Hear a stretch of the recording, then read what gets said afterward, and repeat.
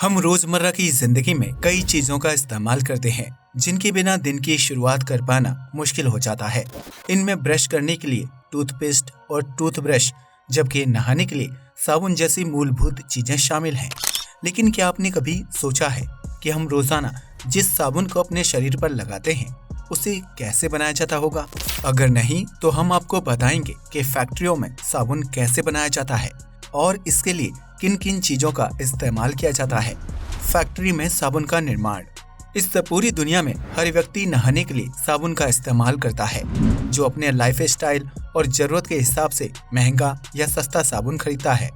वहीं कोरोना काल के दौरान साबुन का इस्तेमाल कई गुना तक बढ़ गया है, क्योंकि इस बीमारी से बचने के लिए इंसान को बार बार अपने हाथ साबुन से धोने पड़ते हैं। ऐसे में हर घर में साबुन का इस्तेमाल बड़े पैमाने पर किया जाता है, जिसके बिना हम अपने दिन की शुरुआत भी नहीं कर सकते हैं। लेकिन क्या आपने कभी सोचा है कि शरीर पर लगाई जाने वाली साबुन की टिकिया किस तरह बनाई जाती है और इसे बनाने के लिए किन किन चीजों का इस्तेमाल किया जाता है? बाजार में आमतौर पर 3 तरह के साबुन उपलब्ध होते हैं, जिसमें नहाने वाला साबुन, कपड़े धोने वाला साबुन और औषधि युक्त साबुन शामिल है। स्नान करने वाले साबुन को ऐसे तत्वों से बनाया जाता है जो शरीर से गंदगी साफ करने का काम करता है और त्वचा को नुकसान भी नहीं पहुंचाता है। वहीं कपड़े धोने वाले साबुन में कास्टिक तत्व ज्यादा होते हैं, जो कपड़ों में चिपकी गंदगी और मैल को दूर करने का काम करता है। वहीं औषधि युक्त साबुन त्वचा से बैक्टीरिया हटाने और त्वचा को मुलायम बनाने का काम करता है, जिसके इस्तेमाल से स्किन संबंधी बीमारियां नहीं होती हैं। इन सभी तरह के साबुनों को बनाने के लिए मैदा, glycerine, caustic soda, caustic potash, तेल, फैट और रंग इत्यादि का इस्तेमाल किया जाता है, जिसमें साबुन की यूज के हिसाब से सामग्री की मात्रा को कम या ज्यादा कर दिया जाता है। हालांकि साबुन बनाने की प्रक्रिया इतनी भी आसान नहीं होती है, क्योंकि कई ब्रांड साबुन को बनाने के लिए जानवरों की चर्बी का इस्तेमाल करते हैं। साबुन में मिलाया जाने वाला फैट उसे पानी में गलने से बचाता है, जिसकी वजह से साबुन लंबे समय तक चलता रहता है। ऐसे में अब आप ये सोच रहे होंगे कि आपके साबुन में जानवरों की चर्बी मिलाई जाती है या नहीं। इस बात को जानने के लिए आपको अपने साबुन के पैकेट को अच्छी तरह से देखना होगा। साबुन के पैकेट पर उसके निर्माण में इस्तेमाल किए जाने वाले तत्वों का उल्लेख किया जाता है, जिसमें टैलो नामक एक तत्व मौजूद होता है। अगर आपके साबुन में टैलो नामक सामग्री लिखी हुई है तो इसका मतलब ये है कि उस साबुन को बनाने के लिए जानवरों की चर्बी यानी फैट का इस्तेमाल किया गया है। लेकिन अगर आपके द्वारा इस्तेमाल किए जाने वाले साबुन की सामग्री में टैलो शब्द का उल्लेख नहीं है तो इसका मतलब ये है कि उस साबुन को प्राकृतिक चीजों से तैयार किया गया है और पूरी तरह से सुरक्षित है। क्यों इस्तेमाल किया जाता है एनिमल फैट? ऐसा नहीं है कि हर तरह के साबुन को तैयार करने के लिए एनिमल फैट का इस्तेमाल किया जाता है या फिर साबुन निर्माता कंपनियों के पास इसका विकल्प मौजूद नहीं है।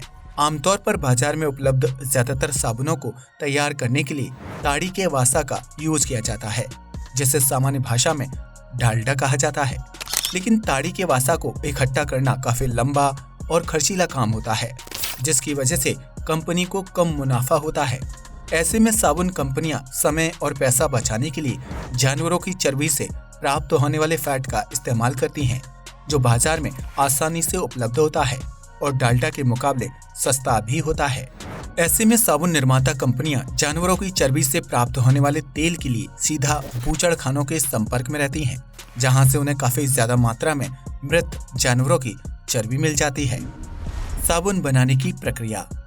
फैक्ट्री में साबुन बनाने की प्रक्रिया की शुरुआत एक बॉयलर से होती है, जिसमें जानवरों की चर्बी से प्राप्त तेल, कास्टिक सोडा, केमिकल और रंगों को एक साथ मिलाया जाता है।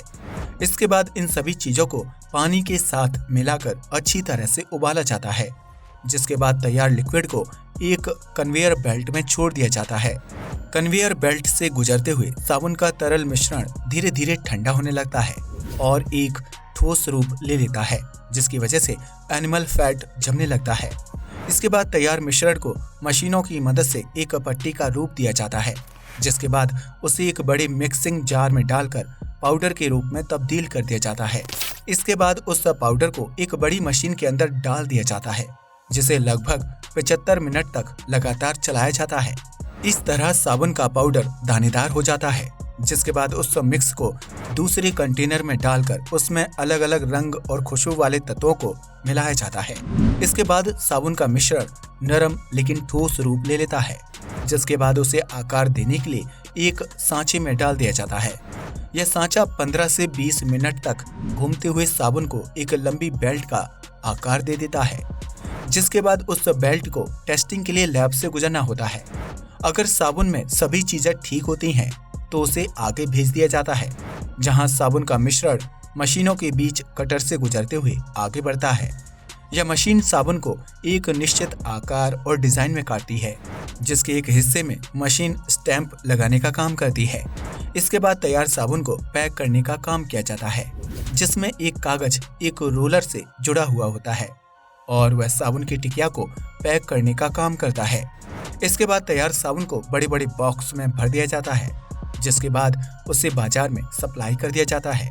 इसके बाद तैयार साबुन फैक्ट्री से अलग अलग डिस्ट्रीब्यूटर के पास जाता है, जहां से वह अलग अलग बाजारों, दुकानों, मॉल और शॉपिंग कॉम्प्लेक्स तक पहुंचता है।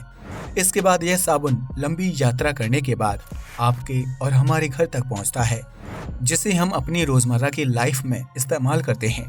जानवरों की चर्बी से तैयार साबुन त्वचा के लिए काफी नुकसानदायक साबित हो सकता है, जबकि इससे त्वचा में जल्दी झुर्रियां पड़ने और स्किन रोग होने का खतरा बना रहता है।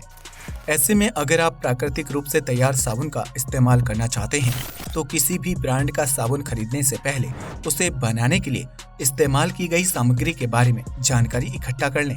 अगर आपको ये वीडियो पसंद आया हो तो इसे लाइक और शेयर करना बिल्कुल भी ना भूलें। जय हिंद दोस्तों।